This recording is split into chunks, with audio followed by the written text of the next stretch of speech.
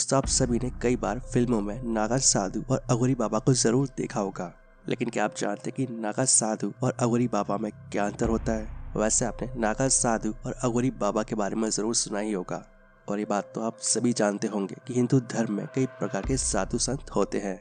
नागा साधु और अघोरी बाबा इन्हीं में से एक हैं। अगर आप इन्हें देखेंगे तो देखने में इनकी वेशभूषा बिल्कुल एक जैसी ही लगती है, लेकिन इनके साधु बनने की प्रक्रिया, रहन सहन और तप साधना में भी काफी अंतर होता है। जो नागा साधु होते हैं वो कुंभ में बढ़ चढ़कर हिस्सा लेते हैं, और वहीं अघोरी बाबा कुंभ में नहीं जाते हैं।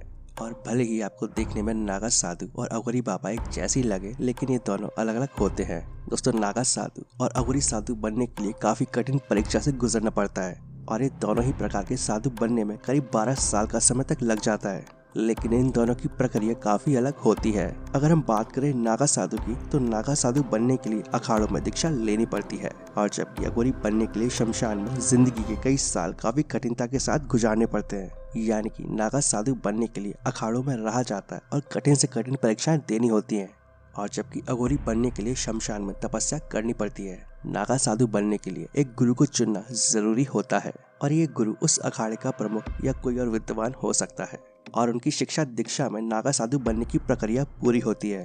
और जबकि अघोरी बनने के लिए किसी को अपना गुरु चुनना जरूरी नहीं होता है, और ऐसा इसलिए क्योंकि उनके गुरु स्वयं भगवान शिव होते हैं। साथ ही आपको बता दूं कि अघोरियों को भगवान शिव का 5वां अवतार भी माना जाता है। अघोरी शमशान में मुर्दों के पास बैठकर अपनी तपस्या करते हैं, और ऐसा माना जाता है कि उनको दैवीय शक्तियाँ वहीं से प्राप्त होती हैं। इसके अलावा नागा साधु और अघोरी साधु के पहनावे में भी काफी अंतर होता है। बता दूं कि नागा साधु बिना कपड़ों के रहते हैं, लेकिन अघोरी ऐसे नहीं रहते हैं। अघोरी भगवान शिव के सच्चे भक्त होते हैं, और उन्हीं की तरह जानवरों की खाल से अपने तन का निचला हिस्सा ढकते हैं। इसके अलावा नागा साधु और अघोरी बाबा ये दोनों ही मांसाहारी होते हैं। हालांकि कुछ नागा साधु शाकाहार भी करते हैं, और ऐसा भी माना जाता है कि अघोरी न केवल जानवरों का मांस खाते हैं, बल्कि इंसानों का मांस भी खाते हैं, और ये शमशान में मुर्दों का मांस भी खाते हैं। दोस्तों, अघोरियों को भगवान शिव का रूप भी माना जाता है, और ऐसा माना जाता है कि अघोरी कलयुग में भगवान शिव का जीवित रूप है।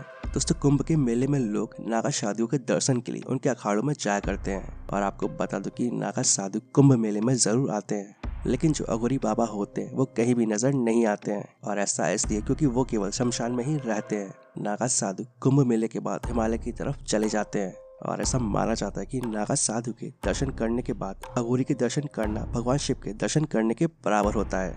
इसके अलावा नागा साधु और अघोरी साधु ये दोनों ही पूरी तरीके से अपने परिवार से दूर रहते हैं और पूर्ण ब्रह्मचर्य का पालन करते हैं, और इन दोनों को ही साधु बनने की प्रक्रिया में अपना श्राद्ध करना होता है, और उस समय ये अपने परिवार को भी त्याग देने का प्रण लेते हैं, और अपने परिवार वालों और पूरी दुनिया के लिए भी ये मृत हो जाते हैं। और अपनी तपस्या के लिए फिर कभी ये अपने परिवार वालों से नहीं मिलते हैं, क्योंकि जब ये तपस्या करते हैं तो उस दौरान मोह माया को त्याग देना जरूरी होता है। और एक अघोरी उसे कहा जाता है जिसके अंदर प्यार और नफरत, अच्छा और बुरा, ईर्ष्या और मोह जैसे सारे भाव मिट गए हों। दोस्तों, अघोरी और नागा साधु की तपस्या जितनी कठिन होती है, उनके पास उतनी ही अद्भुत शक्तियाँ होती है। दोस्तों, ऐसा माना जाता है कि नागा साधु और अघोरियों की तपस्या जितनी कठिन होती है, उनके पास उतनी ही ज्यादा अद्भुत शक्तियाँ होती हैं।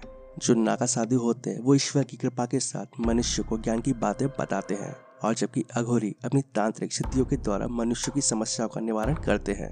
तो दोस्तों, अब आपको अच्छे से समझ आ गया होगा कि नागा साधु और अघोरी बाबा में क्या अंतर होता है। तो उम्मीद करता हूँ आप सभी को वीडियो पसंद आएगा। वीडियो अच्छा लगे तो वीडियो को प्लीज लाइक एंड शेयर जरूर करें। ऐसे इन्फॉर्मेटिव वीडियोस आगे भी देखने के लिए इस चैनल को सब्सक्राइब कर लें, और अगर आपके कोई सवाल है, सुझाव है तो नीचे कमेंट बॉक्स में कमेंट करके बताएं। And thanks for watching.